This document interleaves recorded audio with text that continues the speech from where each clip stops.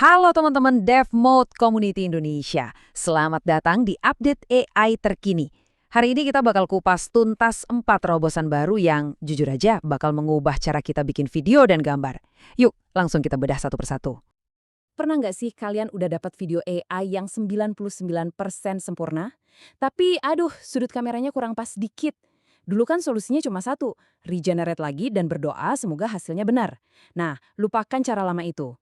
Kita akan bahas 4 update besar, mulai dari kontrol kamera total sampai bikin karakter yang konsisten. Siap? Oke, kita mulai dari yang pertama. Gebrakan dari VEO 3.1, model text to videonya Google. Coba bayangin, sekarang kita bisa punya kendali penuh atas kamera, bahkan setelah videonya jadi. Ini bukan sekedar fitur tambahan loh, ini benar-benar ngasih kita kekuatan buat jadi sutradara, bukan lagi cuma operator mesin untung-untungan. Jadi, VEO ini membaginya jadi 2 jenis kontrol. Kiri ada posisi kamera. Ini buat ngubah sudut pandang statisnya, misalnya kita mau bikin kamera ngeliat dari atas atau lebih dekat ke objek.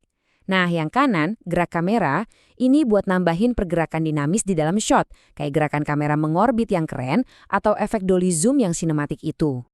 Pakainya gimana? Gampang banget. Tinggal klik edit, pilih kamera position, terus pilih deh mau ke arah mana. Nah, ini ada tips pro nih. Kalau mau efeknya lebih dramatis, misalnya kameranya mau dibikin jauh lebih tinggi, tinggal ulangi aja prosesnya beberapa kali. Simple kan? Buat gerakan kamera juga prosesnya mirip banget.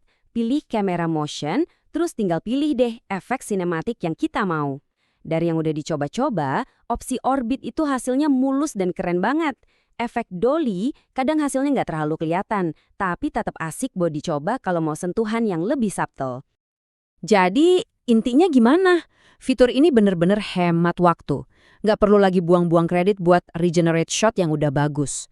Tapi ada kekurangannya. Kadang-kadang backgroundnya bisa jadi agak aneh, kayak ada distorsi atau nge-freeze gitu. Tapi tetap, ini tool yang luar biasa buat nyempurnain video kita. Oke, tadi kan Vio buat video, terus gimana nasib gambar? Nah, disinilah QEN dari Alibaba unjuk gigi. Ini adalah tool yang impresif dan yang paling penting, gratis. Buat apa? Buat ngasih kita kontrol kamera 360 derajat di sebuah gambar. Keren banget. Kenapa ini jadi berita besar? Karena QEN ini open source. Buat kita para developer, ini artinya kebebasan. Kita bisa jalanin di komputer sendiri, nggak perlu internet, bisa kita oprek, kita modifikasi sesuka hati. Ini keuntungan gede banget buat komunitas. Dan yang bikin QEN ini istimewa adalah konsistensinya. Kita bisa generate banyak banget sudut pandang dari satu scene yang sama, dan hasilnya itu nyambung banget, nggak aneh-aneh. Bayangin alur kerjanya. Kita bikin beberapa gambar dari QEN, terus kita masukin ke tool image to video. Voila, jadi satu shot sinematik yang super mulus. Oke, sekarang kita beralih ke gosip terpanas di dunia AI saat ini. Bocoran soal Nano Banana 2. Model ini sempat aktif sesaat dan kayaknya rilisnya udah di depan mata. Dan beberapa contoh yang keluar itu, wah, bener-bener di luar nalar. Coba lihat deh kemampuannya. Lulus tes jam dan gelas anggur, ini tes klasik buat AI. Dan dia bisa. Ngerjain soal integral yang rumit, artinya dia punya kemampuan nalar. Nampilin teks panjang dengan akurat, ini masalah yang belum beres di banyak model lain. Dan yang paling gila, bisa bikin desain layout website lengkap cuma dari teks. Ini bukan lagi soal bikin gambar, ini udah soal kecerdasan. Ini nih contoh promptnya. Selesaikan integral ini dan kasih solusi lengkapnya di papan tulis. Dan hasilnya akurat. Kalau AI-nya udah sepinter ini, kita bisa aja cuma kasih deskripsi karakter sama garis besar cerita. Terus dia yang bikinin storyboard lengkapnya buat kita. Revolusioner.